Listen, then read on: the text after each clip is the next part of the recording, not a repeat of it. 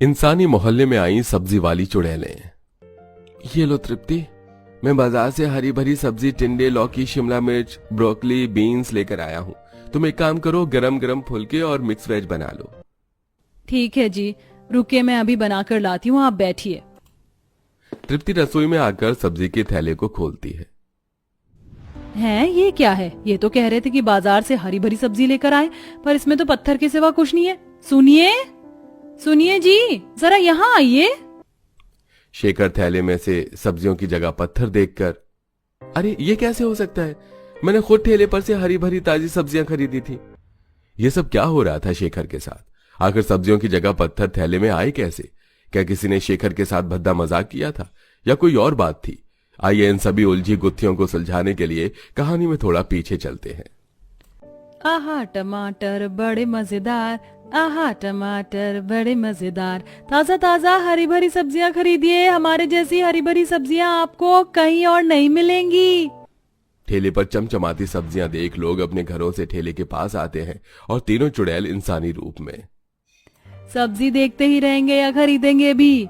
खरीदेंगे, पर थोड़ा देख तो लें सब्जियां। वैसे कितने रुपए लेंगे आप इन हरी भरी सब्जियों के? अजय सुनो, जरा वॉलेट लेकर यहाँ आना। वहीं तीनों चुड़ैल अपनी राक्षसी चेहरे में आकर, पैसे किसे चाहिए? हमें तो तुम लोगों का ये इंसानी शरीर चाहिए। मेघना जैसी पलटती है, तीनों चुड़ैल इंसानी रूप में आ जाती हैं। लीजिए, आपकी हरी भरी ताजा सब्जियां पैक हो गई। इसी तरह कई लोग तीनों चुड़ैल की सब्जी के ठेले से सब्जी खरीद कर ले जाते हैं। वहीं मेघना का परिवार हरी भरी सब्जियों को बनाकर खाकर अपने कमरे में सोने जाता है कि तभी अजय को डरावने सपने आते हैं। नहीं। अजय, क्या हुआ? क्या तुमने कोई भयानक सपना देखा? तभी मेघना नाक को बंद करके अजय के शरीर को सूंघते हुए, छी, तुम्हारे शरीर से कितनी गंदी सड़ी सब्जी की बदबू क्यों आ रही है अजय? वहीं दूसरी तरफ अजय का पूरा शरीर काला पड़ जाता है और उसके मुंह से झाग निकलने लग जाते हैं। मेघना मुझे डॉक्टर के पास ले चलो, मुझे कुछ हो रहा है। वहीं दूसरी तरफ गांव में रहता एक और परिवार। मोहिनी, क्या हो गया तुम्हें? अचानक तुम्हें खून की उल्टियां क्यों हो रही हैं?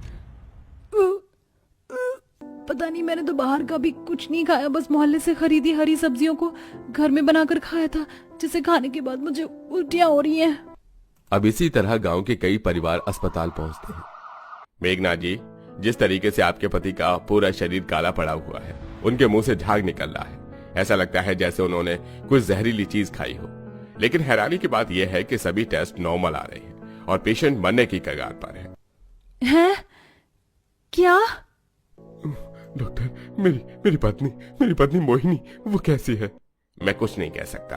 उनके साथ भी सेम चीज हुई है। उनके खून की उल्टियां रुक ही नहीं रही हैं। हजारों टेस्ट होने के बाद भी अजय और मोहिनी अस्पताल में ही दम तोड़ देते हैं। मुझसे बहुत बड़ी गलती हुई जो मैंने उस ठेले की हरी भरी सब्जी खरीदी। ये सब कुछ उन सब्जियों की वजह से ही हुआ है।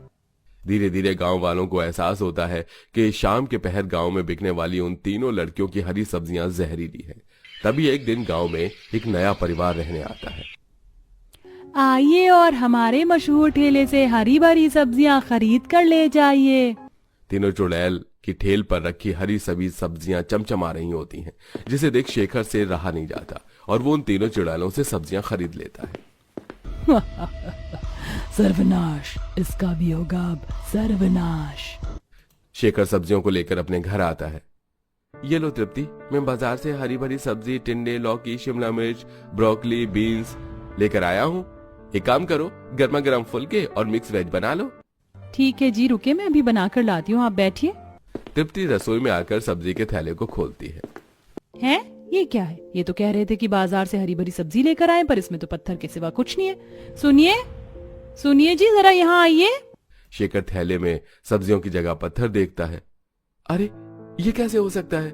मैंने खुद ठेले पर से हरी भरी ताजी सब्जियां खरीदी थी। लगता है आपको बेवकूफ बनाया उस ठेले वाली ने। चलिए मेरे साथ, अभी ज्यादा दूर नहीं गई होगी वो ठेले वाली। ये पत्थर देकर सब्जी लेकर आते हैं। तीनों चुड़ैल अपनी सब्जी का ठेला लेकर मोहल्ले में घूम रही थी। शाम अब काली रात में बदल चुकी थी। तेज तेज हवाएं चल रही थी। कुत्ते उन तीनों चुड़ैल को देखकर भौंक रहे थे। तभी तृप्ति उन तीनों आत्माओं को रोकती है। ए ठेले वाली, इधर सुनो। तुम वही हो ना जिससे मेरे पति अभी सब्जी लेकर गए थे? हाँ हाँ, ये वही तीनों हैं। क्या रही तेरी हिम्मत कैसे हुई मेरे पति को पागल बनाने की? तृप्ति की बातें सुनकर तीनों चुड़ैल ठेले को तृप्ति की तरह घुमाती हैं और ठेले के सामने खड़ी तीनों चुड़ैलों को देख तृप्ति, शेखर, तुमने इन चुड़ैलों से सब्जियां खरीदी थी? मुझे पता नहीं था कि ये लोग चुड़ैल हैं। हमें छोड़ दो, हमसे गलती हो गई। तुम्हारी हिम्मत कैसे हुई हमारी सब्जियों के बारे में इस तरह से बोलने की? अब तुम्हें इसकी सजा मिलेगी। इस तरह से तीनों चुड़ैल शेखर और तृप्ति के मुंह में ठेले की कच्ची सब्जियां ठूसने लगती हैं, जिनसे उनकी सांसें रुकने लगती हैं और वो वहीं अपना दम तोड़ देती हैं।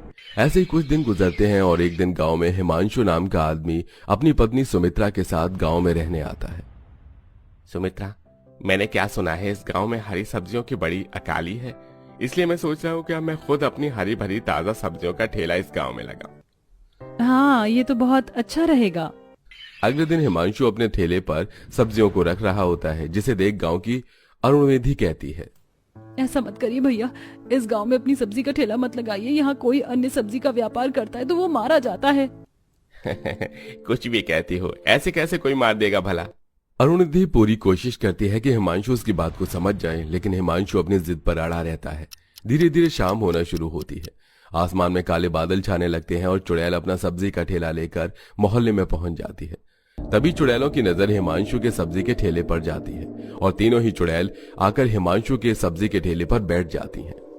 लकड़ी की काठी, काठी पर घोड़ा, घोड़े की दुम पे जो मारा दौड़ा, दौड़ा दौड़ा दौड़ा घोड़ा दुम दबा के दौड़ा। क्यों रे, तेरी इतनी हिम्मत के हमारे होते हुए तो इस मोहल्ले में अपनी सब्जी का ठेला लगाए?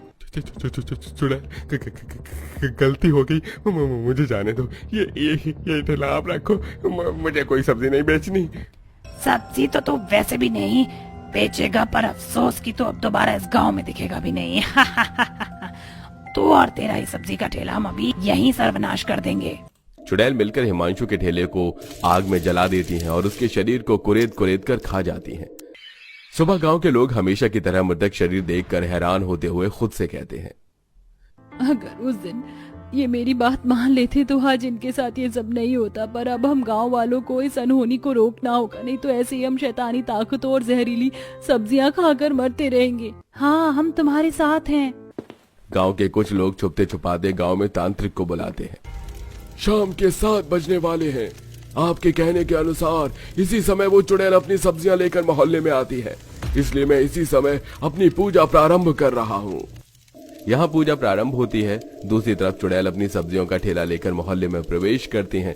मोहल्ले में चारों तरफ सकारात्मक ऊर्जा फैली हुई थी। चुड़ैलों के कदम वहां टिक नहीं पाते। क्या हो रहा है यहाँ? कौन है यहाँ पर?